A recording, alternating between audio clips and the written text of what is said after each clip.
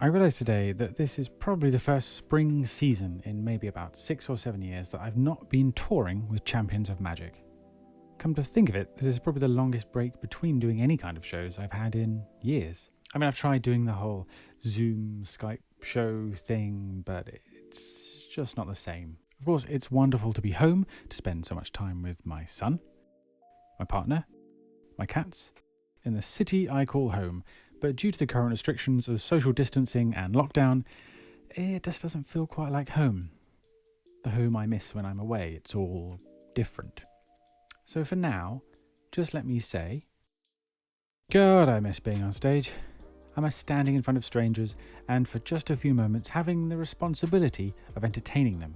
I miss standing in the wing of a theatre as my head fills with the smell of haze, the name given to that misty smoke used in theatres to give the lighting a pleasing big budget feel, or maybe give it a 1930s cabaret aesthetic without the threat of passively inhaling various carcinogens. I miss the odour of my costume. It's not an unpleasant scent, but one immediately identifiable as that of a man who has worn this wool-based three-piece suit under hot stage lights on numerous occasions and never had it properly dry cleaned. I miss discovering weird things backstage, like this sink, this creepy room, that there is such a thing as an organ loft, and this theatre has one. I miss being on tour and feeling that buzz of excitement when I found a good coffee place. Hipster enough that they serve espresso coffee and not the black liquid laxative that most of the US calls coffee. Usually I tour in North America, and on the whole, Americans enjoy the 4 main food groups: Mexican, Italian, comfort, and fast. Some places have great vegan food, and I'm pretty good at finding them, but usually it's the salad for me, thank you, yum. Once, in a slightly trying a little bit too hard, I mean really this is Cleveland restaurant, my partner, after reading the entirely meat-based menu, asked the waitress if she had any vegetarian options available. The waitress thought for a moment and said, "We got turkey." But let me tell you about one restaurant in Rahway, New Jersey. Mr. Ming's, not a Chinese restaurant. I mean, I can barely do it justice, and I managed to sort of secretly film little bits, but me and Drescher went there to get some breakfast. Drescher discovered this place last time we were in Rahway, maybe 2 years previous, and Mr. Ming and his lovely wife were there cooking up meals. And what's fascinating about this place is the menu's up at the top, and it's all sort of handwritten and crossed out. Some of the prices seem to have changed over time, but not really. Like, everything's pretty cheap. Normally you'd be greeted by a waiter, or you'd read a menu and then say, "Hello, we would like to have," but not here, not at all. Mr. Ming slaps down a notepad and pen in front of you and gets you to write out what you want and how you want it on the order. He then can't read the handwriting. He then comes up and checks. He then doesn't correct it with the pen. What he does is just try and memorize what you've ordered. And then he hands it to his wife and sticks it up, and then she tries to cook it, and then she yells at him. She yells at him if he goes into the kitchen and helps at all. Just the most bizarre place. And it's got pictures of Marilyn Monroe everywhere.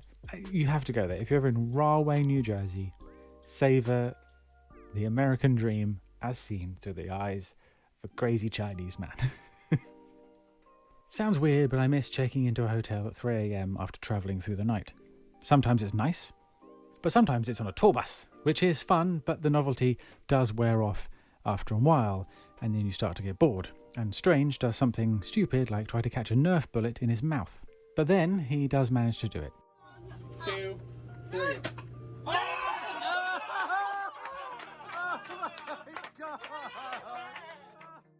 Often you'll find yourself sleeping on a plane. Thank you, Richie, for this delightful photograph of me and you. I shall treasure it always. But as for something stationary with a bed, that's usually going to be a hotel.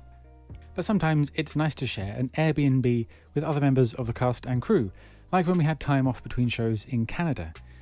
It was easier and cheaper to put all of us UK folk in one big house in one place. This place was nice. It was a huge house, it had a sauna, there was a wonky pool table, the ceilings were high enough for Strange to play with his new toy. Jesus Christ! And there was enough room to play sardines. Now, after we'd exhausted the obvious places, like hiding in a cupboard or behind the sofa, we eventually started to hide behind the television, under the stairs, and eventually discovered there was an attic. I'm deeply sorry to whoever it is that owns that Airbnb. I'm sure it's just a coincidence that little bits of insulation are now sort of floating around in the bedroom with the loft hatch. Sorry about that. Luckily, in times of nostalgia, I can watch the nearly 30 vlogs I've made of life on the road. Maybe you should give them a watch too, and then like them and subscribe. And then if you do that, I'll lift the curse I put on you and your family.